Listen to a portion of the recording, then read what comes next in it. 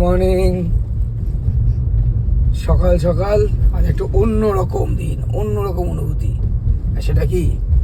সেটা হচ্ছে কাল রাত্রিবেলায় একটু ঠিক হলো যে মা বাবাদের নিয়ে কোথাটা ঘুরতে যাওয়ার জন্য। হ্যাঁ, অবশ্যই আমাদের এই বিজি শিডিউলের মধ্যে আমরা যেতে পারলাম না, তাই মা আর বাবা গেল। মা আর বাবা গেল দীঘা। আমরা এখন গড়িয়া বাস স্ট্যান্ড থেকে, মানে যে বাস ডিপো, সেখান থেকে ভোর 5টায় বাস ছাড়ে, সেই পাশে মা বাবাকে উঠিয়ে দিয়ে বাস ছাড়লো, আমরা তারপর ওখান থেকে বেরোলাম। আর এখন দীর্ঘদিনের ইচ্ছে অনুযায়ী আরও অনেকদিন ভাবতাম আর কি, যে সকালবেলায় ব্রেকফাস্ট করবো কলকাতায় ওই টেরিটি বাজারে।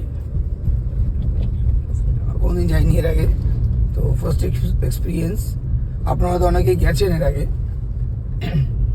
তো এখন সেদিকেই যাচ্ছি, দেখি কেমন লাগে। কারণ একটা নতুন অভিজ্ঞতা সঞ্চয় হবে আজকে। এটাও একটা ভালো লাগছে যে মাকে ওখানে বাসে তুলে দেয়, আসার পরে আমরা যাচ্ছি, রাস্তা ফাঁকা রাস্তায়। সকালবেলায় এরকম কলকাতার রাস্তায় খুব কম গাড়ি চালিয়েছি, সামনে 2-1টা গাড়ি আছে ঠিকই, কিন্তু নর্মালি ফাঁকা। এরকম ফাঁকা রাস্তায় গাড়ি নর্মালি কলকাতায় এই বাসডুনি এলাকায় অ্যাটলিস্ট চালানো যায় না। প্রচণ্ড জ্যাম থাকে, সেই জায়গায় দাঁড়িয়ে একটা সুন্দর ফাঁকা রাস্তায় গাড়ি চালাচ্ছি। গাড়ি আসা যাওয়া করছে ঠিকই, কিন্তু রাস্তায় কোনো রকম গাড়ি একবারও দাঁড়ায়নি আর কি।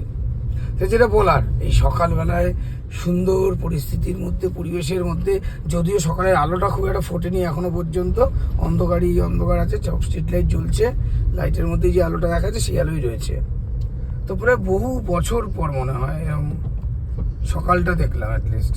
মানে শুধু দেখতে পাই পুজোর সময় যখন ঘুরতে যাই, যখন গাড়ি চালাই রাত থেকে দিন অবধি, সেই সময়টা।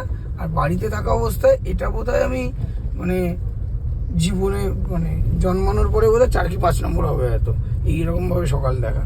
নর্মালি যখন আমি ঘুম থেকে উঠি দেখি সকালবেলা সূর্য এখন দক করে, কিন্তু না, আজকে মনে হচ্ছে দেখতে পাবো সূর্য ওঠাটা কলকাতায়।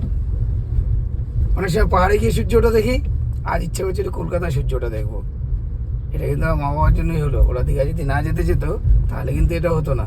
সারাক্ষণ শুধু আমরা বাইরের সৌন্দর্য উপভোগ করার কথা ভাবি, কলকাতাতেও কত রকম সৌন্দর্য আছে সেটা উপভোগ করার কথা ভাবি না।